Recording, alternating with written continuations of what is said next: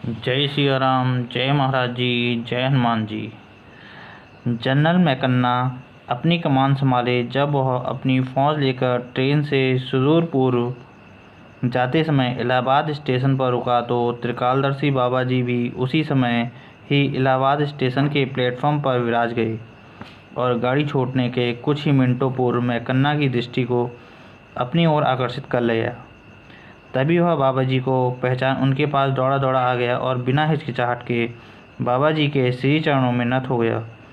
उसके द्वारा अपनी स्थिति बताने के पूर्व ही महाराज जी बोल उठे, जा जा, तेरी गाड़ी जा रही है, जा, तुझे कुछ ना होगा।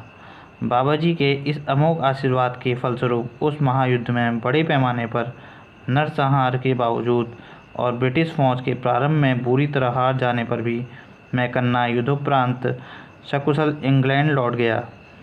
इंग्लैंड लौटने के पूर्व सुदूर पूर्व के युद्ध में विजय पाए एवं सकुशल लौटे जनरल मैकन्ना की नियुक्ति अब मध्य पूर्व के युद्ध में हो गई। महाराज के अमोघ आशीर्वाद के फलाफल में से प्रभावित हुआ मैकन्ना भारत छोड़ने के पूर्व महाराज जी के दर्शन पुनः करना चाहता था। इस संदर्भ में कर्नल टी.डी. जोशी ने बाबा महाराज के सम्मुख ही नज़रबाग लखनऊ में मैकन्ना को बाबा जी के द्वारा पुनः दर्शन देने की लीला यूँ सुनाई, जिसे बाबा जी भी बिना कोई प्रतिवाद किए चुपचाप सुनते रहे।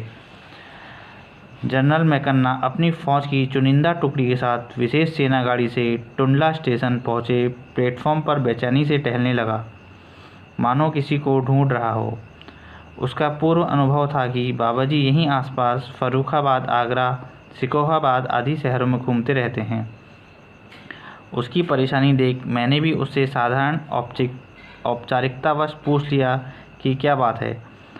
तब उसने बिना किसी हिचकिचाहट के बताया कि भारत छोड़ने के पूर्व वह अपने गुरु बाबा नीम करौरी के दर्शन करना चाहता है।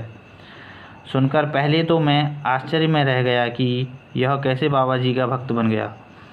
कर्नल जोशी स्वयं भी तो बाबा जी के भक्तों में थे और उनके आशीर्वाद से ही द्वितीय विश्व युद्ध सकुशल बने रहे। फिर मैं भी स्टेशन में बाबा जी को बिना कोई आशा के ढूंढने को नाटक करने लगा। तभी मैंने देखा कि एक बेंच के नीचे सिर तक अपने को कंबल में छिपाए कोई लेटा है। क्या बाबा जी हैं? केवल महाराज जी की प्रेरणा से ही मैं बेंच के पास पहुंच गया और तभी अपना मुंह उधर कर बाबा जी मेरी तरफ देखने लगे अपनी सम्मोहनी लिए मुस्कुराहट के साथ। तब क्या था, इस अप्रत्याशित अभूतपूर्व दर्शन को पा इधर मैं और उधर मैकन्ना विभोर हो कृत्य हो गए। मैकन्ना ने महाराज जी को दंडवत प्रणाम कर उनका आशीर्वाद पुनः प्राप्त कर लिया। श्री केहर सिंह जी द्वारा वर्णित कहते हैं कि बाद में मैकन्ना बाबा जी को अपने साथ इंग्लैंड भी ले गया, परंतु बाबा जी महाराज वहाँ से दूसरे दिन ही भारत को लौट आए। प्रसंगवश बाबा जी महाराज को स्वर्गीय रफ़ी अहमद किदवई के भाई मक्का मदीना भी ले गए थे। जय सिया राम, जय महाराज जी।